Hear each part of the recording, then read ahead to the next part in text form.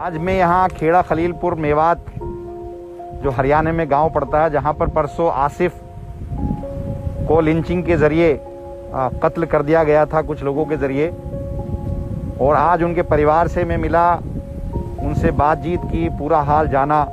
तो आसिफ आपका बेटा था? जी। तो कोई वजह नहीं, कुछ नहीं, कोई पुरानी रंजिश? तो उसमें उन्होंने बताया कि आसिफ की कोई गलती नहीं थी, वो तो दूसरे गांव से आ रहा था, और वहीं उसी गांव का खेड़ा खलीलपुर का एक लड़का, उसके साथ में 3-4 इसी गांव के और बाहर से कुछ लोगों को बुलाया हुआ था, और उन्होंने उसकी गाड़ी को रोक करके उसको मारा और फिर किडनैप करके दूसरी जगह ले गए, और वो इतनी बुरी तरह से मारा कि उसने अपनी जान दे दी। और उसका जो चचाजाद भाई उसके साथ था, वो पूरी बुरी तरह से इंजर्ड हुआ, वो अस्पताल में उसका इलाज चल रहा है।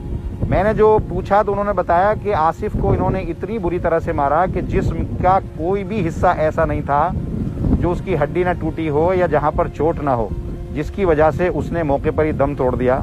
मेरी एसपी सिटी से बात हुई, एसपी जो यहाँ के हैं, उन जो केस देख रहे हैं, उनसे बात हुई मेरी। मैं अमानतुल्लाह बोल रहा हूँ, एमएलए ओखला हूँ और चेयरमैन दिल्ली वक्फ बोर्ड हूँ। मैं यहाँ आया हुआ था खलीलपुर में, खेड़ा खलीलपुर, आसिफ के यहाँ।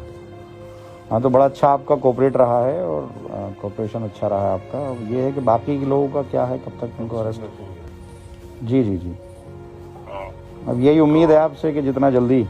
हाँ, देखो हमारे पक्ष में उसमें कोई कमी नहीं छोड़ने की। तो उन्होंने कहा कि हमने जो है 6 लोगों को गिरफ्तार कर लिया, और बाकी जो लोग भी हैं, जिन लोगों के नाम FIR है, तो इसमें 307 भी लगी है, 302 भी लगी है, और किडनैपिंग का भी मुकदमा है। हम सभी लोगों को गिरफ्तार करेंगे, उन्होंने आश्वासन दिया।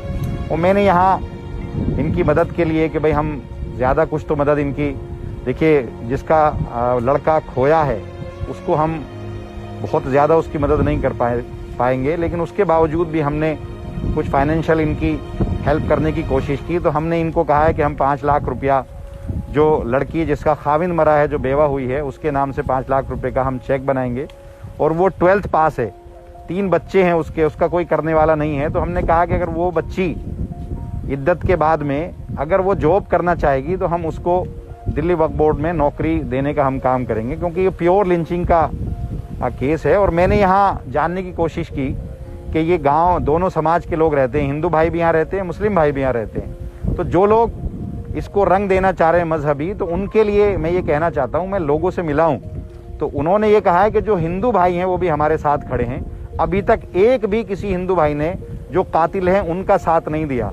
शाना बशाना हिंदू भाई मुस्लिम भाई इस लड़ाई को लड़ रहे हैं। तो मैं उन लोगों से ये अपील करना चाहता हूँ जो इसको मजहबी रंग देना चाहते हैं, ये मजहबी रंग देने की कोशिश ना करें कि इस गांव के हिंदू मुसलमान उन जालिमों के खिलाफ हैं, और उनका ये कहना है कि जिसने भी जुल्म किया उसको सजा मिलनी चाहिए, चाहे वो हिंदू हो चाहे वो मुसलमान हो, उसको सजा मिलनी चाहिए जिसने जुल्म किया। तो यहाँ पर सब लोग मिलकर के लड़ रहे हैं। तो मजहबी रंग जो लोग दे रहे हैं उनको ये एक सबक है, इस गाँव के लोगों ने दिया है। शुक्रिया।